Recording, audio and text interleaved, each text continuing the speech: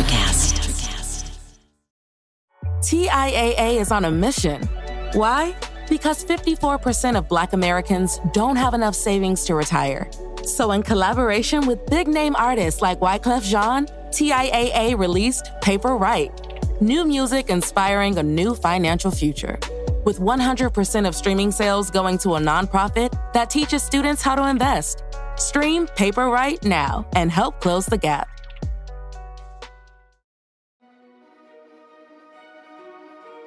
If you want to be super successful in your management leadership career, get really good at the people part of it. Study it, get coaching, get training, invest in yourself to be better at the people aspect of the business.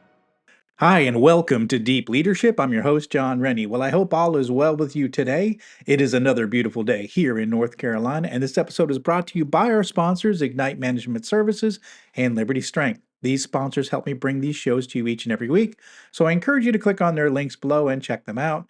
Also, I want to remind you that the Qualified Leadership Book Series, which includes all three of my best-selling leadership books, is now available on my website, johnsrennie.com.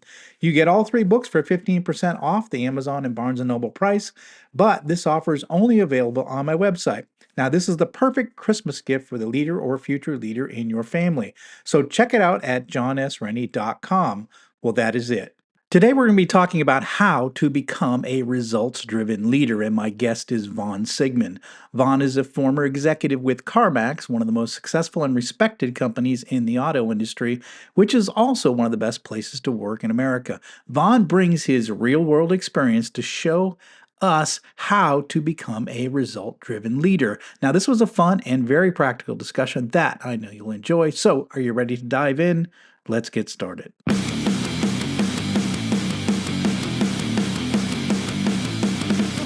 Welcome to Deep Leadership.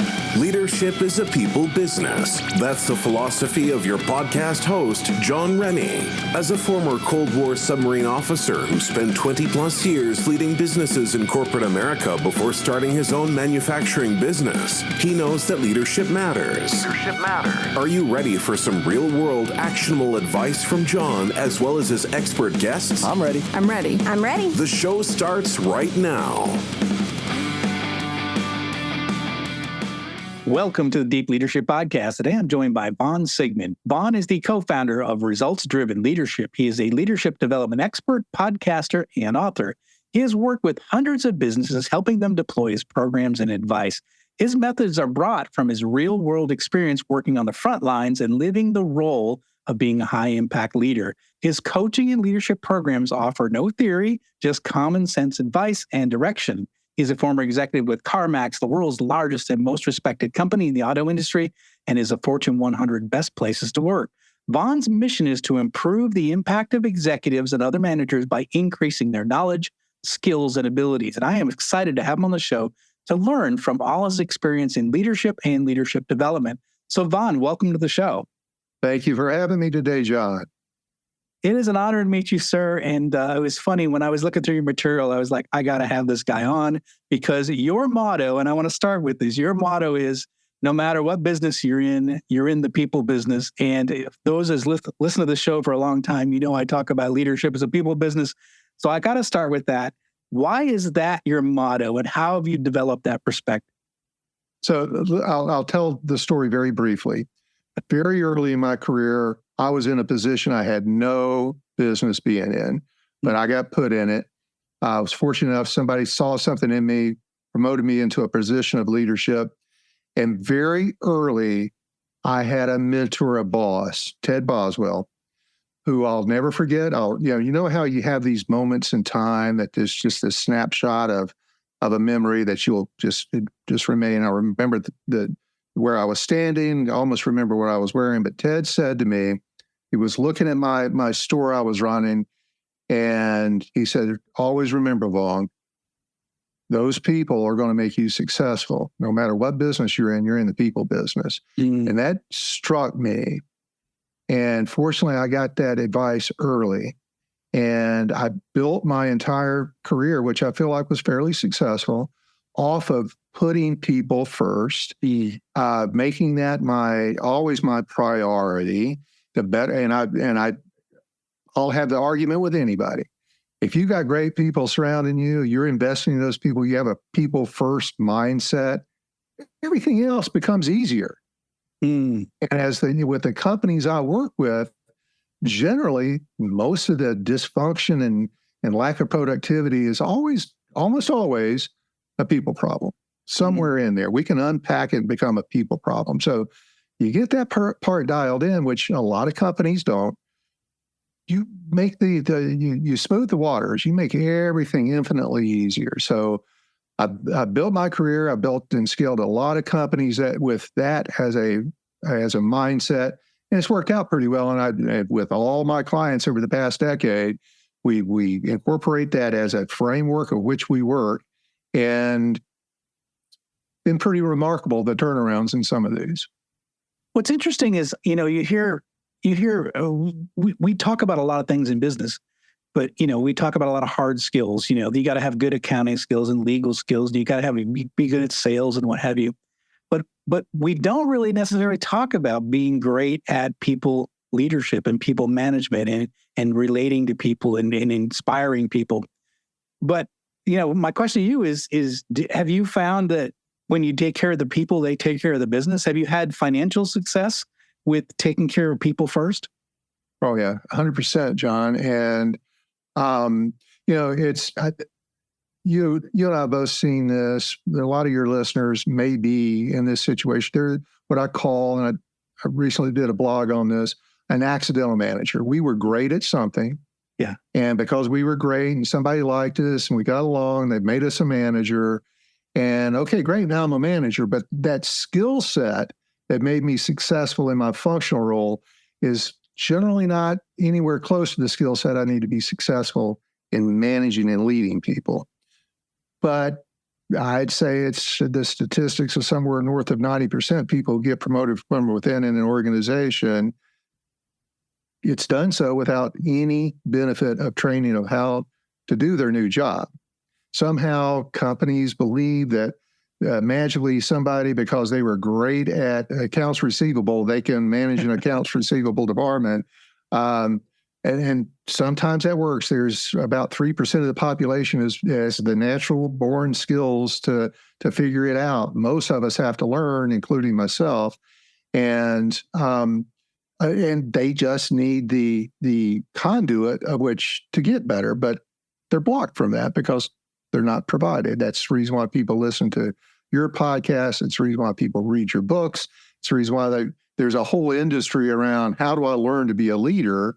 But even in that case, there's a very small percentage of people who are trying to get better at their job because there's a level of oblivion that I don't know what I don't know, and it can't be me. It's got to be these people I surrounded myself with. And you know what? You're right. You're absolutely right. Yeah. That's really good. It's really interesting to hear because I think that's a bit of a challenge is we take great individual contributors and we make them managers and we don't really give them the skills to succeed in that area, or we don't promote them because they show leadership skills. Is that they were great at collecting cash, right? And so you're the accounting manager. So I think it's a good observation is what I saw in my corporate days as well. So one of the things I want to talk to you about is a little bit about what's happening in the organizations today. One of the things you say, and I see it as well, that there's somewhere in the neighborhood of 70% of people that are looking for a job. So they're working in companies, but they're actively looking for another job. We've heard these terms like quiet quitting, and we have a lot of people that are not engaged, they're not motivated, they're coming in just doing their time. What's missing, and what should leaders be thinking about? Why and do many leaders even know that this is happening on their watch? I'm going to answer that last question first. No. Yeah. I believe if they knew it, they'd be doing something about it. Mm-hmm. I don't believe, first of all, 70% are looking for a job because 50% of that 70% say because I'm being poorly led. There's ineffective leadership or management that's in charge of me, and I don't like my job. Mm-hmm. However, I don't believe for a minute those managers get up in the morning and say, I'm going to go be the worst boss possible today. I'm just going to make sure nobody likes me during the course of the day. They want to go do a good job. They desire to to be highly effective and have a high impact on not only their company, but their careers and the people who are working for them. But they, again, I said it earlier, they don't know what they don't know. But I believe if there was a better method of internally promoting and developing emerging leadership within organizations, if more organizations understood that there's a roadmap to success, if more organizations, companies realize that there's a people aspect that's creating a huge cost, it's $400 billion a year plus that turnover cost corporations.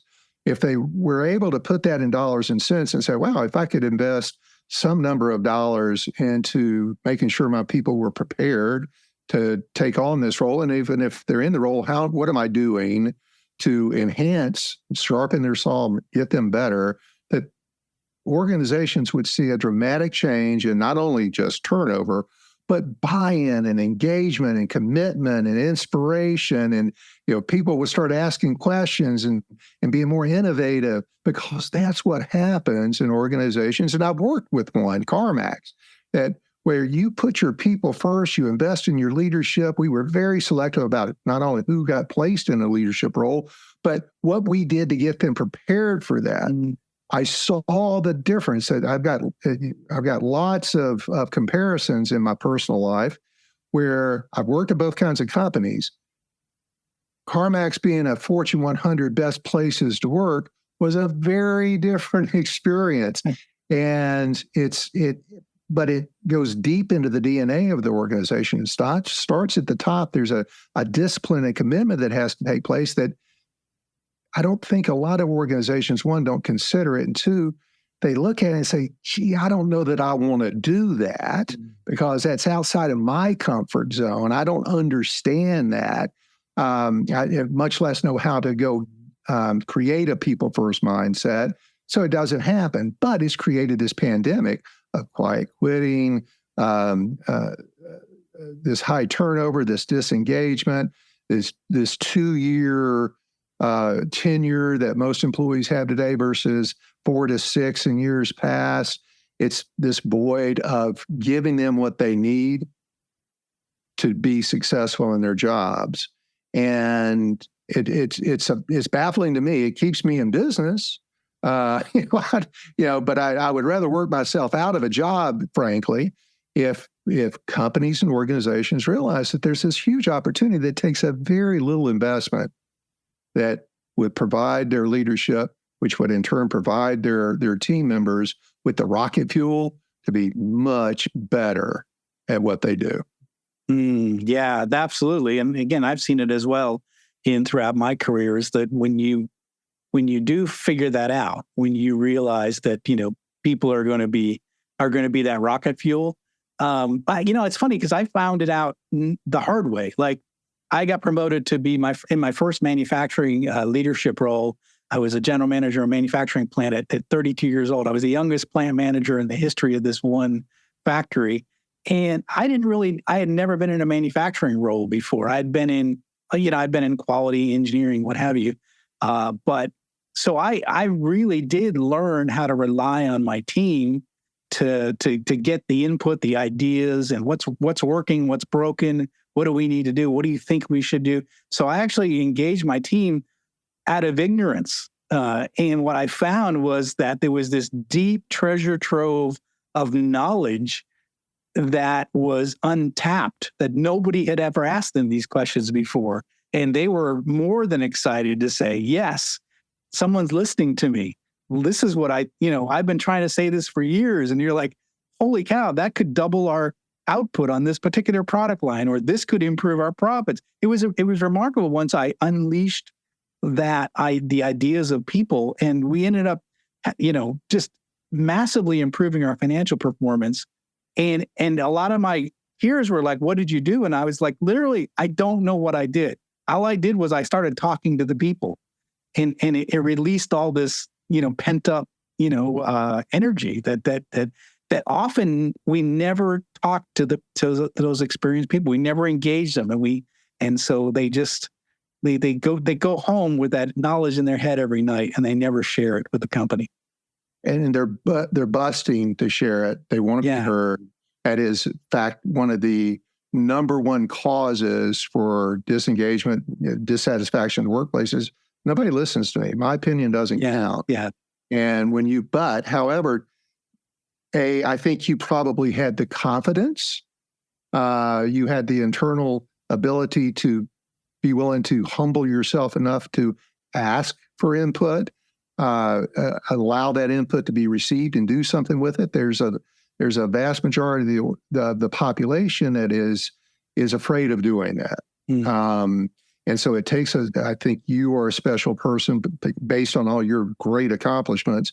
But I think if someone realized that, okay, I've got to do that, but I fear that this bad thing is going to happen if I start taking advice. It's going to make me look weak. It's going to make me look dumb. And it's none of that. It's going to make you loved is what it's going to do. Yeah. But this collaboration it's such a brilliant part of leadership. A lot of people avoid it because it takes too much time. Yeah. I don't have time to ask all these questions. I know what to do. I'm just going to tell people what to do. And okay, let me know how that's working out for you. You may be fine, but I bet you're being fine like this. Yeah. And so the collaborative part of it, two elements to it. One, either I have a natural tendency to be confident enough to do that, which you're blessed with. But secondly, if I know that I have to do it and someone can teach me how to do it with the safety in mind that these people aren't going to take advantage of this, or they're not going to give me bad advice, they don't approach me with ill content, or if my boss is going to think, well, if his people are figuring out everything, what do I need them for? That's never the case. It's never the case. You know that, I know that. Everybody that's ever used a collaborative approach absolutely knows that you soar and you're loved and you're appreciated. And back to the peer thing, I had similar experiences. My team, I had an incredible team in my last decade of work that just paced, I just lapped everybody in the organization in almost every KPI. And people would ask me the same question, what are you doing out there? And I would more or less tell them what I was doing. And they said, well, can I come out and watch how you do that? Sure, come on out. Let's watch that. And they come out and literally, I think they got back on the plane to fly back to wherever they were flying back to and say, yeah, I'm not going to do that. Yeah. I don't like that. Okay. Yeah. But that's how we do it. Yeah. So you're a change. That changes. Oh man, are we hard to change as humans? Yeah, we are. And I think that fear, in my 22 years in corporate, I saw a lot of fear-based decision making, and it was scared of looking bad, scared of missing my bonus, scared of being vulnerable, afraid of looking stupid. And so I think we don't do that because there is a lot of fear in there. And I think if you get rid of that fear and you realize that, I think the people are amazing, right? And they're often more than willing to talk to you about their ideas and their frustrations and ways that things can get better. If you talk, 100%. Open yourself up. Lead by listening is something I share a lot. But fear is also an acronym. False expectations appearing real. That's not the first time you've heard that. Yeah. But it's something that hopefully we shared with somebody today that gets them to stop a little bit and think about it. I'll tell a quick story. I had back to collaboration. I would do group calls, and listen, I had 3,000 employees that reported up through to me. But I would take an hour a month with a group of sales consultants. I'd take an hour a month with auto technicians. I'd take an hour a month with business office associates, and just how can we do better? How can we do better? How can we do better? And I got some brilliant ideas, but one that came out of it came from, and hopefully he listens to this show, Francis Nyland-Kinde, who was a part-time salesperson in Ontario, California. And he was on one of these calls, and he said, hey, we've got this problem with this. I think if we did that it would be a game changer for us. And he gave me what was one of those ideas like, why didn't I ever think of that? Yeah. Right? It was right there. It was so right in our face. Why didn't we think of that? Francis, great idea. Let me run it up the flagpole. And I'm telling you, it was such a great idea. Within a month, we had it dialed in, the software written, and it was off. And it was a $500 million idea. From a part-time employee. From a part-time employee. And he had that. And again, I had lots of great ideas, but if I'd never asked, I never would have known. And that was $500 million that's compounded over decades now. Yeah. Because it was just like, it was like, oh my God, that was the simplest idea in the world, but it was brilliant. And if I'm not tapping into that experience, that resource, that knowledge, I don't have to know it all. That makes my job easier. We'll be right back after a quick word from our sponsors. As a leader, you're responsible for the mission and the people assigned to you. Regardless of the size of your team, employees are depending on you for their lives and careers. For the sake of your team and the people who entrust you with this role, you need to master the skills to become a great leader. Best-selling leadership author John Rennie is proud to introduce the Qualified Leadership Book Series. This new series teaches you how to become a people-centered leader. Great leaders know that employees who are respected, appreciated, and allowed to grow will go the extra mile. These books provide real-world leadership wisdom written from a hands-on perspective. If you want to be a more effective leader, this is the one book series you should read this year.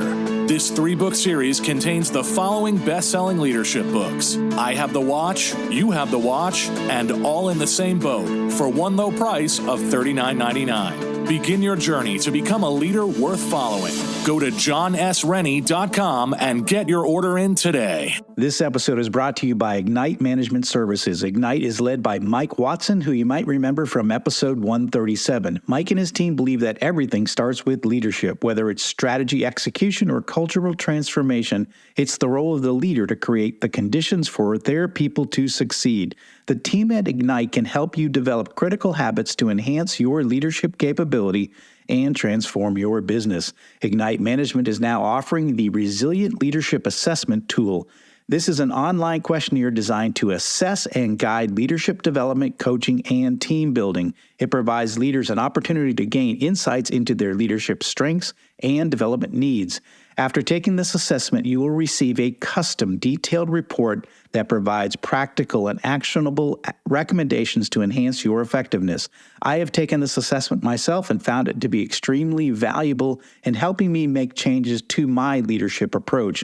Right now, Ignite is offering 15% off the price of this tool to the deep leadership audience. Go to ignitemanagement.ca and enter the code START15 at checkout to get started today. This episode is brought to you by Jeremy Clevenger at Liberty Strength.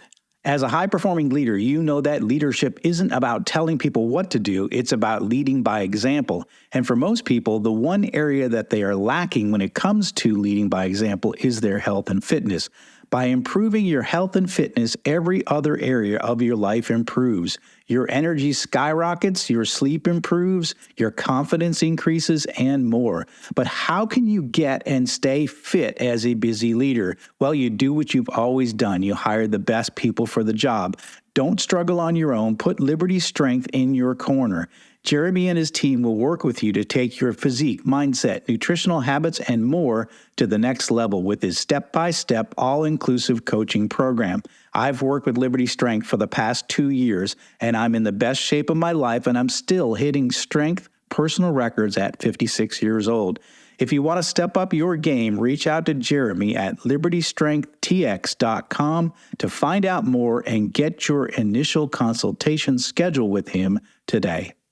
The collective wisdom of a team, I think, is essential in today's rapidly changing environment. You need a lot of different brains that are thinking. If you're just depending on the one guy in the corner office to make all the decisions, you're going to get passed by. I really do believe that. I think that we do need, and even crazy ideas, because sometimes, you know, like I've got many stories, I mean, in my books about crazy ideas that worked and saved us millions and, you know, and reduced times to move manufacturing plant. Just amazing ideas, but they were just crazy ideas. But you just have to be humble enough to listen and go, okay, wait, repeat that again.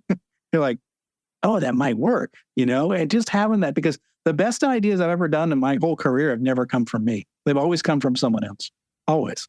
Yeah. I think I can safely agree that the same with me. Yeah. Yeah. But the leader's job is to have that radar out and just say, oh, shoot, that one's big. And being able to say, let's, like you said, run it up the flagpole, let's implement it. And then, of course, the people get excited when you implement my idea. Like, yeah, we listen, we care, Yeah. Yeah. Which creates buy-in, and there's more ideas. And Right. Exactly. Exactly. Yeah. There's the rocket fuel. Yeah, exactly.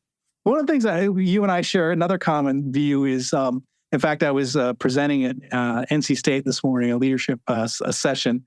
One of the things I was talking about was annual reviews. And you say that annual reviews are a waste of time, should be killed. And you and I share that idea. I don't believe in them. But what should leaders be doing instead? How should we be doing reviews with our employees? Brief preamble. Gallup did this poll last year, 3 million employees around feedback, performance feedback. 92% of these 3 million employees said, I want feedback, and I want developmental feedback. I want negative feedback, for want of a better word. I want to know what I'm doing wrong. When they surveyed the managers of these same employees and asked the managers, how often are you giving feedback? And they said, oh, all the time. We give great feedback. Same surveys, same employees. How often are you getting feedback? Well, I haven't received any feedback in over 6 months. So there's this gap between what managers think they're doing and what the employees, which is really the important element. That's the important part of the equation here. There's this big gap. Managers think they're giving feedback, employees don't. It's about frequency. Every 7 days, they need some kind of feedback, every 7 days. And so that has to become part of your management style, your leadership style. I call it manage by walking around. But at the very least, I'm a huge proponent of 30-day reviews. 30-day reviews. And boy, I'd introduce that to a CEO of the company. They look at me like I'd grown an extra head. It's like, 30 days? We don't have time for all. Well, you're comparing that to annual reviews, which are a gigantic pain in the butt. It takes all this preparation. I've got to fill out all these forms. If you do a 30-day review properly, it's a 30-minute conversation. It's just a formalized, let's sit down. How are you doing? What do you think you're doing well? What do you think you need to work on? What do I need to do to help support you? Here's some goals for the next 30 days. How do you want to go achieve those? Have them give you some action plans, how they're going to achieve that. 30 minutes, you're in and out, and they've gotten their feedback. You are maintaining a level of understanding and control over what's happening. You know what everybody's aiming towards. Now I know what's happening in everybody's mind because they shared it with me. It is an amazing process that very few companies deploy. So it should be at least once a week, formal every 30 days, and you never have to do another annual review. Yeah, absolutely. I think it's really good. I mean, feedback should be timely. And I think the annual review process has got to the point where it's just a bureaucratic exercise and nobody really cares. And I never cared. I never cared throughout my entire corporate, like, oh, it's annual review time. And even my bosses knew it was sort of like a wink and a like, here's a review, it's done. Okay, thanks. But we cared about one thing. What's that? What's the raise? Yeah, that's it. Exactly. And that's about it. But yeah, so I'm glad to hear that. I do think that's really good. 7 days feedback, 30-day reviews, do that. It's much more timely. It's much more, and again, it's if there's issues that have to be corrected, they're going to get addressed early instead of waiting for this annual process. So absolutely, I love that idea. You had some other things that I was just interested about. People are people. I often say that people are messy, but they're also amazing. And being a leader means you got to deal with both of them. So, what's some advice for dealing with the difficult people? And even if it might even be your boss. So, have you got any insight on that with all your experience dealing with difficult individuals? one of my favorite topics, John, and one that we could go on about for a long time. First thing, if you're dealing with a difficult person, they're not going to fix themselves. That challenge is never going to go away on its own, so you have to deal with it. Now, there's an efficient way and there's an effective way of going about correcting it, right? The efficient way is bring them in, tell them what they're doing wrong, not going to accept it again, send them out, and the likelihood of that having any long-term positive consequences is pretty low. Or we could bring them in, have a constructive conversation with them, tell them what the situation is, let them understand what the impact of whatever their behavior is, and then talk to them about why. Help them with critical things. Why is this? How does this happen? What propels you to do this? Be honest with them, but do it in a Socratic approach where you're asking them questions, where you're unpacking this issue with them to where they're telling you, you're not telling them. We're so much more likely as humans to be committed to what we say we're going to do or owning what we say we did versus somebody telling us. There's a completely different listening that takes place. So to be effective, we have to have a difficult conversation that does not go in with a predetermined outcome. We don't know, right? We have to go in with an open mind. We have to hold our opinions close. Please do not predetermine with a bias as to why this person is behaving the way or what truly happened in this situation. There's the old saying that there's three sides to the truth, right? So you got your understanding, you got your perception. I need to get their perception, and somewhere in the middle, we have the true reason. Once we have that, now let's discuss how that doesn't happen again, or how we can fix that, how we can improve that, how we can improve that. And so much of dealing with difficult conversations gets delayed because of fear of confrontation. Almost 70% of the population is naturally inclined to avoid confrontation. The rest of us, the other 30%, if we're willing to go have a conversation with someone about being difficult, then we're going to do it in a way that is going to be ineffective by it being a one-way conversation. It's a monologue, not a dialogue. Yeah. In both cases, if we change our approach to this, know how to properly have it, how to have a difficult conversation with a difficult person, and we approach it with the right structure, have a proper conversation that is not heated. We don't bring emotion into it.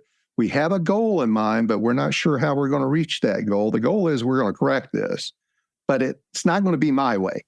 It's going to be the way this employee or this boss, and bosses that's slightly different, but it's a similar approach. But it's all about transparency. Let's talk about it. Avoiding the conversation, A, not going to fix it. B, is just going to continue keeping you up at night and frustrated. And here's the other thing. Generally, when you have a difficult person, it's not just you that they're impacting. It's a lot of people in the organization. It's their coworkers. And so it's not just you that needs to deal with this. Your team needs you to deal with it. Believe me, they're watching you, wondering when in the heck is this person going to do? When is my boss going to deal with this? And the longer you wait, there's a horrible byproduct is their respect for you is eroding. And generally, we wait until something festers to the point where we just can't take it anymore, and then we deal with it. Where we may have had the opportunity to fix this early on, have a much better outcome. Nobody has a benefit from somebody losing their job. There's no benefit to hiring somebody and them losing their job. The company doesn't benefit, the employee doesn't benefit. We only benefit if an employee is successful. But I've got to, as a leader, have the conversations, be transparent enough about either their performance or their attitude or their behaviors in a way that is non-judgmental, but with a Socratic approach where we're asking open-ended questions to get them to understand what they're doing, how it's impacting others, and then walk away with a commitment of how they're going to go resolve this. But that takes practice. It takes patience. Yeah. It takes a little bit of brave to go do that. Go have these kind of conversations. But once you learn how to do it, and it is a learned skill, once you learn how to do it, you'll never put them off. You'll have very few of these issues anymore. And everybody else is going to respect you tremendously because you just don't put up with things. And it's not because you're Mr. Tough Person. It's because you just deal with stuff. Yeah. Yeah. I think that you've said a lot of things that are really important that I think hopefully listeners, you're pulling out of this. It's not going to fix itself, right? Ignoring a problem doesn't make it go away, right? And we talk about that. If people have listened to the show for a long time, we talk about how, like on a submarine, there was a fire. We ran towards the fire, not away from it. So we had to put it out before it spread. And this is the same thing. You got a bad employee. It's not just affecting you. It's affecting everyone around. All of the employees are affected. And everyone's watching and waiting for you to do something about it. It's your job to take care of it. And if you don't, it's only going to get worse. And I love this idea. It's not going to fix itself. You got to take the action. I love it. Such great, it's a great tool, listeners. Just what Vaughn went through. Great way to deal with those problematic and challenging employees. And again, if you do it right, you can turn some of those worst employees into some of your best employees if you can do it right. And again, that's a win for you if you can do that. Yeah, 100%. Absolutely. So what final message would you like to leave with our listeners? Well, we talked about it early in the conversation. If you want to be super successful in your management leadership career, get really good at the people part of it. Study it, get coaching, get training, invest in yourself to be better at the people aspect of the business. It's not so much just the soft skills. There's approaches and processes to dealing with people. It's not just having empathy and that sort of thing. Yes, you need to have that, but it's structuring my approach. There's process. So go find some solutions for yourself, educate yourself, because it is the fastest path to success possible. Well, you heard it. Vaughn is very experienced. He's been in the trenches many decades, and he's saying the same things that many of our guests have said, what I have said for years. So I'm so glad to hear this. Again, it's all about the people. Get good at it. Leadership is a people business. Get really good at it, and you're going to find you're going to turn around your performance much faster. It's getting to know your people, getting the most out of them, and really that's what leadership is all about. It's about people. This is fantastic. How can listeners find out more about you and your company? Please visit my website, rdltraining.com. There's tons of blogs, resources on there. All of our training programs, if you're interested in looking at that, are on there and listed out. Find me on LinkedIn. I'm the only Vaughn Sigmon in the world, so I'm easy to find. Follow me on LinkedIn. I'd love to connect with you. If anybody, I had 3 messages today that I responded to some of my followers. I've got this situation. I'd love to give free advice. Fantastic. Again, listeners, how many times do I have to tell you this? There's free stuff. So you just listen to Vaughn. Vaughn's got all this great advice. He's been experienced. He's highly experienced, been in the trenches, been doing this a long time. And guess what? He's got a website with a lot of free information on it. And he says, connect with me on LinkedIn and ask me a question. I'll give you free advice. I mean, come on. What more can you ask for? The show is free. The advice is free. All you have to do is reach out and you're going to get this information. You're going to get to be better at being a leader. And so we'll go ahead and put links in the show notes for Vaughn's website and for his LinkedIn profile. But again, connect with Vaughn, learn from the success he's had, and find out how you can be better as a leader and in your leadership journey. So take advantage of these free resources. It's really important that you do that. Vaughn, I want to thank you for coming on the show. Thanks for sharing your experience, your thoughts, your, again, practical advice, because I think this is exactly what we need to build a world with better bosses. So thanks for coming on the show and sharing your experience. Thank you, John. And thank you for all that you do between your books and this podcast. You're an amazing resource yourself. Thanks for all you do. Oh, thank you. I appreciate that. Well, that's it for today. Thank you for listening to Deep Leadership. If you like this podcast, please subscribe and share so we can continue to build a world with better bosses. Until next time, this is John Rennie saying take care and lead well.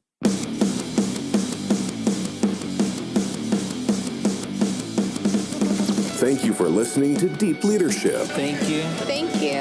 Thank you, thank you, thank you for all you do. We hope you enjoyed today's episode. For more information and updates, please visit our website at www.deepleadershippodcast.com or johnsrennie.com. Until next time, take care.